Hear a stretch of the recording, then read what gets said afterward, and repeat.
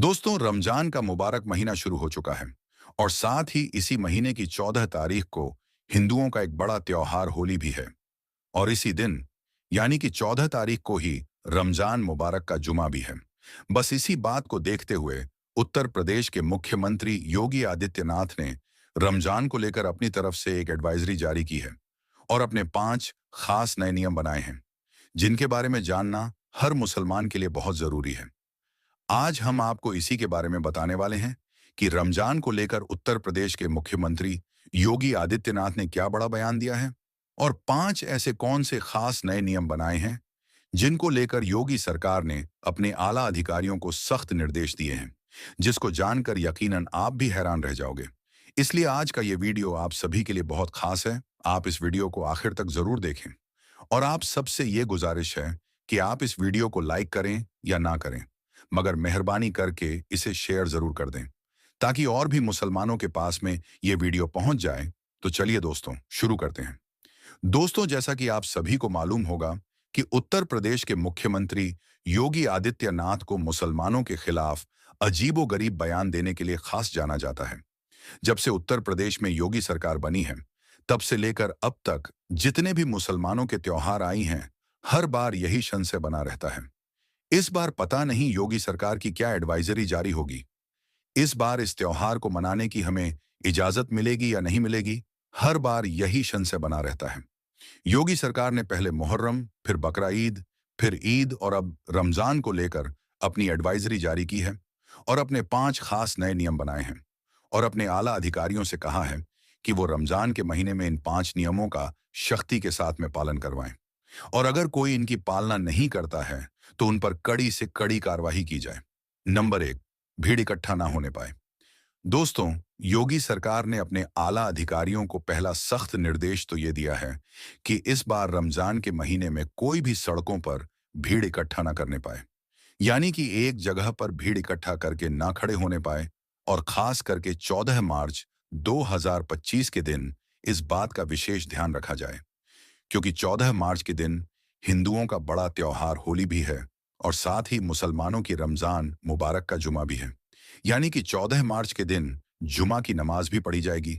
इसीलिए इस दिन आप इस बात का खास ध्यान रखें कि कोई भी इस दिन भीड़ इकट्ठा करके ना खड़े होने पाए। ऐसा इसलिए क्योंकि हाल ही के दिनों में ऐसा देखा गया है कि हमारे देश भारत में कुछ ऐसे असामाजिक तत्व हो चुके हैं जो इस बात का फायदा उठाकर भीड़ में जाकर खड़े हो जाते हैं और फिर सांप्रदायिक माहौल खराब करने की कोशिश करती हैं। इसीलिए योगी सरकार ने इस बार रमजान के महीने में अपने आला अधिकारियों को निर्देश दिए हैं कि वो संवेदनशील इलाकों में मॉनिटरिंग करना शुरू कर दें और माहौल खराब करने वालों को किसी भी हाल में बख्शा ना जाए, उन पर कड़ी से कड़ी कार्रवाई की जाए। हम आपको बता दें कि योगी सरकार का ये फरमान सुनकर पुलिस जगह जगह पर सतर्क हो चुकी है, यानी कि हमारे देश भारत में होली का त्योहार और रमजान शरीफ का जुमा शांति और भाईचारे के साथ मने। इसीलिए पुलिस अब से ही अलर्ट हो चुकी है और संवेदनशील और अति संवेदनशील इलाकों में मॉनिटरिंग करनी भी शुरू कर दी है, क्योंकि इसके लिए योगी सरकार ने अपने आला अधिकारियों को सख्त निर्देश दिए हैं और कहा है कि वो इस बार रमजान के महीने में इस बात का सख्ती के साथ पालन करवाने की कोशिश करें। नंबर 2, लाउड स्पीकर की आवाज धीमी रखी जाए।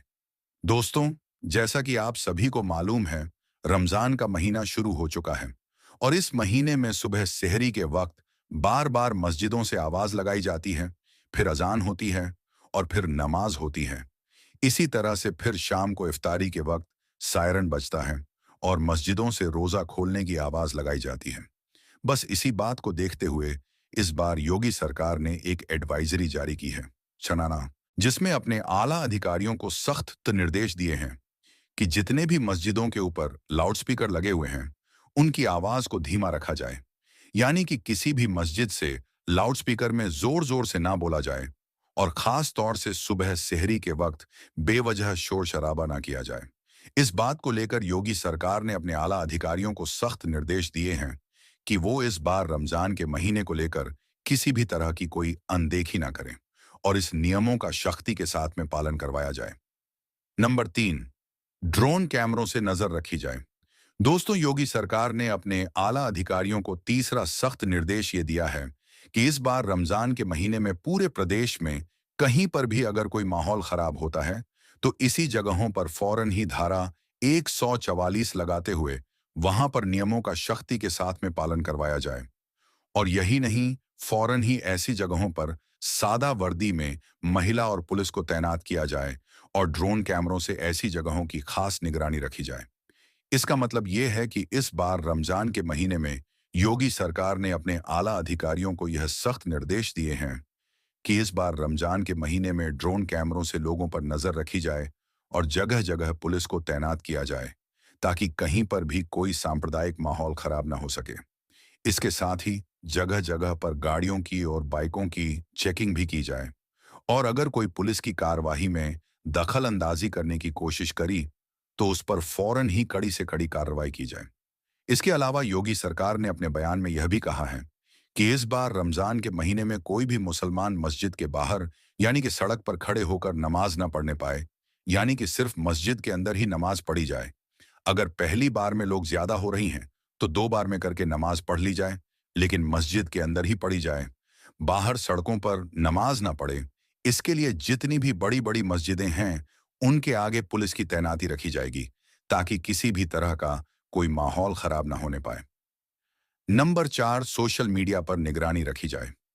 दोस्तों, योगी सरकार ने इस बार रमजान के महीने में अपने आला अधिकारियों के लिए चौथा फरमान यह जारी किया है कि वह इस बार रमजान के महीने में सोशल मीडिया पर 24 घंटे खास निगरानी रखें। कोई भी रमजान के महीने में सोशल मीडिया के जरिए से किसी भी तरह की कोई अफवाह ना फैलाने पाए, यानी कि कोई भी सोशल मीडिया पर किसी भी तरह की कोई आपत्तिजनक पोस्ट ना करने पाए।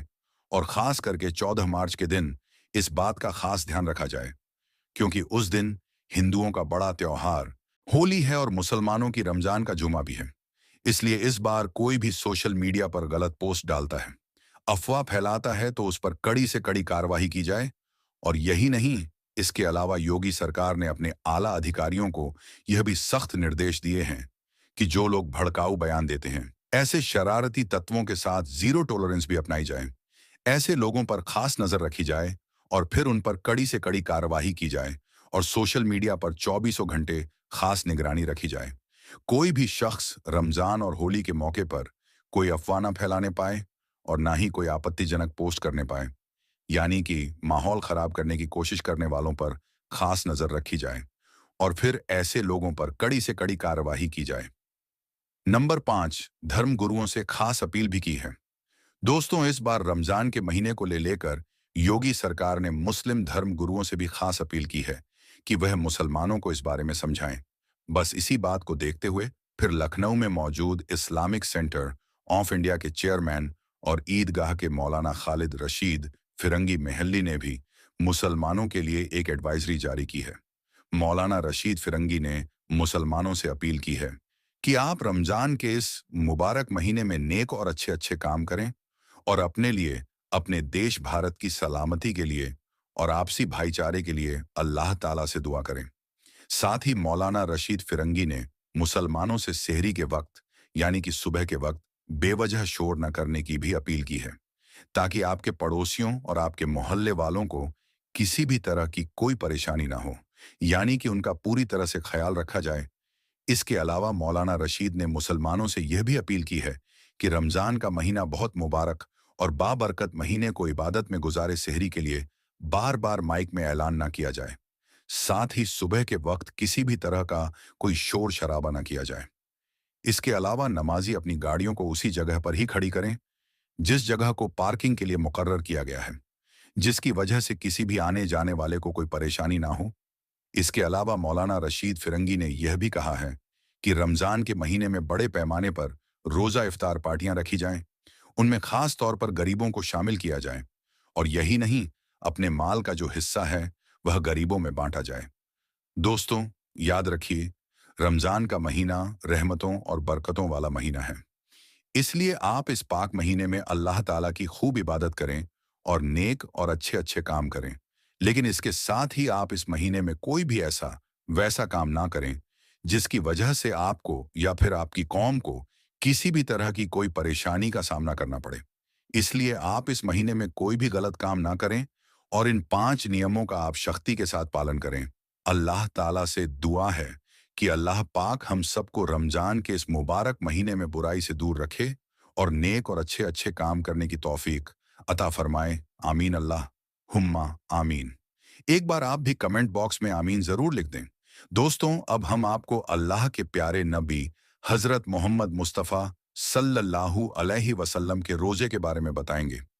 दोस्तों, अल्लाह के प्यारे नबी सल्लल्लाहु अलैहि वसल्लम ने अपनी हयात जिंदगी में 9 रमजान देखे हैं, यानी कि 9 रमजान गुजारे हैं। 10वें रमजान के शुरू होने से पहले आप इस दुनिया से पर्दा फरमा गए, यानी कि आप अल्लाह के पास तशरीफ ले गए। इस तरह से आपने अपनी जिंदगी में रोजे फर्ज होने से वफात तक 9 रमजान गुजारे हैं। दोस्तों, इस वीडियो में हम बात करने वाले हैं कि अल्लाह के पैगंबर हजरत मोहम्मद मुस्तफ़ा सल्लल्लाहु अलैहि वसल्लम की सहरी और इफ्तारी कैसे होती थी, यानी कि आप सहरी और इफ्तारी में क्या क्या चीजें खाना पसंद करते थे। और साथ में हम आपको प्यारे नबी सल्लल्लाहु अलैहि वसल्लम की इफ्तारी का एक ऐसा वाकया भी बताने वाले हैं जिसको सुनकर यकीनन आप लोगों का दिल खुश हो जाएगा। जाहिर सी बात है, आपने प्यारे नबी सल्लल्लाहु अलैहि वसल्लम का नाम सुनकर इस वीडियो को लाइक तो किया ही होगा, तो बस आप इस वीडियो को आखिर तक देखते रहिएगा। दोस्तों, हजरत अनस रजी अल्लाह ताला अन्हु फरमाते हैं कि अल्लाह के नबी सल्लल्लाहु अलैहि वसल्लम मगरिब की नमाज से पहले चंद खजूरों से इफ्तारी फरमाते थे, यानी कि आप ताज़ा खजूरों से इफ्तारी करते थे। अगर ताज़ा खजूर ना मिलते तो फिर आप खुश्क खजूर से, यानी कि सूखे खजूर से इफ्तारी फरमाते। और अगर कभी खुश्क खजूर भी ना होते तो फिर आप चंद चुल्लू पानी पीकर इफ्तारी करते थे, यानी कि थोड़े से पानी को पीकर आप इफ्तारी करते थे। एक और हदीस पाक में है कि अल्लाह के नबी सल्लल्लाहु अलैहि वसल्लम इन खजूरों से या फिर किसी ऐसी चीज से इफ्तारी फरमाते थे जो आग की पकी हुई ना होती थी, जैसे कि फल और फ्रूट्स। यानी कि आप इस तरह की चीजों से रोजा करना, यानी कि इफ्तार करना ज्यादा पसंद फरमाते थे। इसीलिए याद रखें, ताजा खजूर से इफ्तारी करना यह मुस्तहब है। और अगर ताजा खजूर ना मिले तो खुश्क खजूर से, यानी छुआरे से रोजा खोलना भी बेहतर है। और अगर कभी खुश्क खजूर भी ना मिले तो सिर्फ पानी से इफ्तारी करना भी हमारे नबी सल्लल्लाहु अलैहि वसल्लम की सुन्नत है। या फिर इसके अलावा जूस या दूध के साथ भी रोजा खोलना बेहतर है।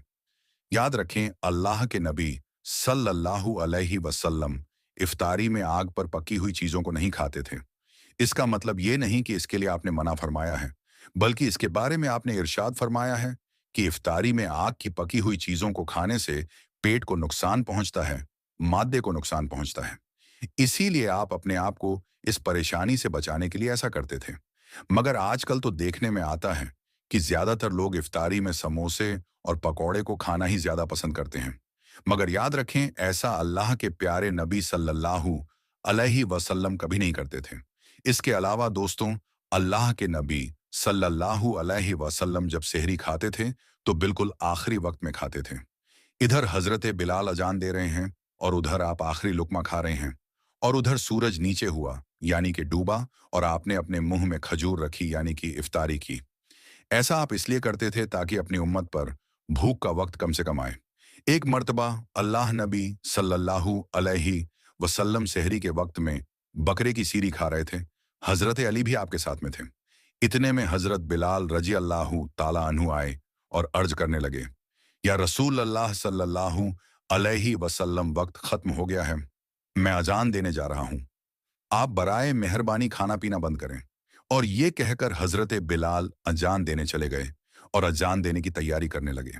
इतने में हजरत बिलाल को ख्याल आया कि पता नहीं मेरे नबी ने खाना पीना बंद किया है या नहीं। इसीलिए हजरत बिलाल वापस आ गए और आकर देखा तो अभी भी अल्लाह के नबी सेहरी खा रहे थे। ये देखकर हजरत बिलाल ने कहा, या रसूल अल्लाह, अल्लाह की कसम, सेहरी का वक्त खत्म हो गया है, सुबह हो गई है। तो ये सुनकर आप सल्लल्लाहु अलैहि वसल्लम ने अपने हाथ नीचे कर लिया और कहने लगे, ए बिलाल, अभी वक्त बाकी था, लेकिन तेरी कसम खाने पर अल्लाह ने उसको पहले ही निकाल दिया कि तेरी कसम कहीं झूठी ना पड़ जाए। फिर हजरत अली ने फरमाया, अगर बिलाल कसम ना खाते तो जब तक मेरे नबी सल्लल्लाहु अलैहि वसल्लम खाते रहते थे तब तक सुबह सादिक नहीं होती। अब दोस्तों आपको उन 10 चीजों के बारे में बताते हैं जिनको अल्लाह के प्यारे नबी सल्लल्लाहु अलैहि वसल्लम बहुत पसंद फरमाते थे और इनको शौक के साथ में तनावुल फरमाया करते थे। याद रखें, अपने प्यारे नबी सल्लल्लाहु अलैहि वसल्लम का खाना पीना बड़ा ही सादा था। शहद, जैतून, कद्दू का तेल तो आप बड़े शौक से खाते थे। आप अपने मुंह और दांतों का भी बहुत ख्याल रखते थे। इस वजह से आप कच्चा प्याज और लहसुन कभी नहीं खाते थे। आप प्याज और लहसुन को उनकी बदबू की वजह से नापसंद फरमाते थे। याद रखें, अल्लाह के रसूल सल्लल्लाहु अलैहि वसल्लम को अगर कोई चीज या कोई खाना पीना पसंद ना होता तो आप उसको छोड़ देते थे, यानी कि उसको नहीं खाते थे, मगर उस चीज को आप बुरा नहीं कहते थे। हदीस पाक में है कि अल्लाह के नबी सल्लल्लाहु अलैहि वसल्लम की आदतें मुबारका थीं कि आपको जिस किस्म का भी खाना मिल जाता था, आप उसको तनावुल फरमा लेते थे। यानी कि आप वो तमाम खाने जो खुदा ने हलाल किए हैं, उसको तनावुल फरमा लेते थे। मगर ये 10 चीजें अल्लाह के नबी को बहुत ज्यादा पसंद थीं। इनको आप बड़े ही शौक के साथ तनावुल फरमाते थे। नंबर 1, खजूर। दोस्तों, अल्लाह के प्यारे नबी हजरत मोहम्मद सल्लल्लाहु अलैहि वसल्लम को खजूर सबसे ज्यादा पसंद थी। आप चंद खजूरों से इफ्तारी फरमाते थे, यानी कि ताज़ा खजूरों से आप इफ्तारी करते थे। अगर ताज़ा खजूर ना मिलती तो फिर आप खुश्क खजूर से इफ्तारी करते थे, और अगर खुश्क खजूर भी ना मिलती तो फिर आप पानी से इफ्तारी करते थे। खजूरों में सबसे ज्यादा आपको अजवा खजूर सबसे ज्यादा पसंद थी। आप सल्लल्लाहु अलैहि वसल्लम ने फरमाया कि जिस घर में खजूर होते हैं उस घर में कभी भी फाका नहीं होता है। नंबर 2, अंगूर। दोस्तों, अल्लाह के प्यारे नबी हजरत मोहम्मद सल्लल्लाहु अलैहि वसल्लम को अंगूर खाना भी बहुत पसंद था। यानी कि आप अंगूर को बड़े ही शौक के साथ में खाते थे, क्योंकि इंसानी सेहत के लिए भी ये बहुत ही फायदेमंद फल है। नंबर 3, अनार। दोस्तों, प्यारे नबी सल्लल्लाहु अलैहि वसल्लम को अनार खाना भी बहुत ज्यादा पसंद था। आप अनार को भी बड़े शौक के साथ में खाते थे। आपने फरमाया कि अनार जन्नत के फलों में से एक फल है। नंबर 4, अंजीर। दोस्तों, अल्लाह के नबी हजरत मोहम्मद सल्लल्लाहु अलैहि वसल्लम की पसंदीदा गिजाओं में से एक गिजा अंजीर भी है। आपने फरमाया कि अंजीर भी जन्नत के फलों में से एक फल है, क्योंकि जन्नत में जितने भी फल होंगे वो अंजीर की तरह होंगे। उनमें अंजीर की तरह की ना कोई छिलका होगा और ना ही कोई गुठली होगी। इसके अलावा आप सल्लल्लाहु अलैहि वसल्लम ने फरमाया कि अंजीर का फल कई तरह की बीमारियों को भी रोकता है। नंबर 5, तरबूज। दोस्तों, अल्लाह के नबी हजरत मोहम्मद सल्लल्लाहु अलैहि वसल्लम को इफ्तारी में तरबूज भी बहुत ज्यादा पसंद था। आप अक्सर तरबूज को खजूर के साथ में मिलाकर खाते थे। हजरत आयशा रजी अल्लाहु ताला अन्हा से रिवायत है कि रसूल खुदा सल्लल्लाहु अलैहि वसल्लम अक्सर तरबूज को खजूरों के साथ में मिलाकर खाते थे। नंबर 6, दूध। दोस्तों, दूध भी हमारे प्यारे नबी हजरत मोहम्मद सल्लल्लाहु अलैहि वसल्लम की पसंदीदा गिजा में से एक गिजा थी। आपको दूध बहुत ज्यादा पसंद था। आप अक्सर गाय और बकरी का दूध इस्तेमाल करते थे। आप दूध को कभी खालिस तो कभी पानी में मिलाकर पीना पसंद करते थे। नंबर 7, शहद। दोस्तों, अल्लाह के प्यारे नबी सल्लल्लाहु अलैहि वसल्लम को शहद भी बहुत ज्यादा पसंद था। आप अक्सर शहद का इस्तेमाल करते थे, और यही नहीं, शहद का जिक्र कुरान पाक में भी कई दफा आया है। नंबर 8, गोश्त। दोस्तों, पहले नबी सल्लल्लाहु अलैहि वसल्लम को गोश्त खाना भी बहुत पसंद था। आपने फरमाया कि दुनिया और जन्नत दोनों जगह में सब खानों का सरदार गोश्त होगा। आप शोरबे वाले गोश्त को ज्यादा पसंद फरमाते थे। हदीस पाक में आया है कि अल्लाह के प्यारे नबी शोरबे वाला और भुने हुए गोश्त को ज्यादा शौक से तनावुल फरमाते थे। आपको बकरा और बकरी, धूम्बा और ऊंट का गोश्त सबसे ज्यादा पसंद था। नंबर 9, जौ की रोटी। दोस्तों, अल्लाह के नबी हजरत मोहम्मद सल्लल्लाहु अलैहि वसल्लम को जौ की रोटी भी बहुत ज्यादा पसंद थी। आप अक्सर जौ की रोटी खाना पसंद करते थे और बगैर छाने हुए आटे की मोटी रोटी तनावुल फरमाते थे। नंबर 10, चावल। दोस्तों, प्यारे नबी सल्लल्लाहु अलैहि वसल्लम को चावल खाना भी बहुत ज्यादा पसंद था। आप चावल को भी बड़े शौक के साथ में खाते थे। आप सल्लल्लाहु अलैहि वसल्लम ने फरमाया कि अल्लाह ने चावल के दानों में बहुत बरकत रखी हुई है। तो दोस्तों, आज की इस वीडियो में बस इतना ही। हम मिलेंगे आपको अगली वीडियो में। तब तक के लिए अल्लाह हाफिज।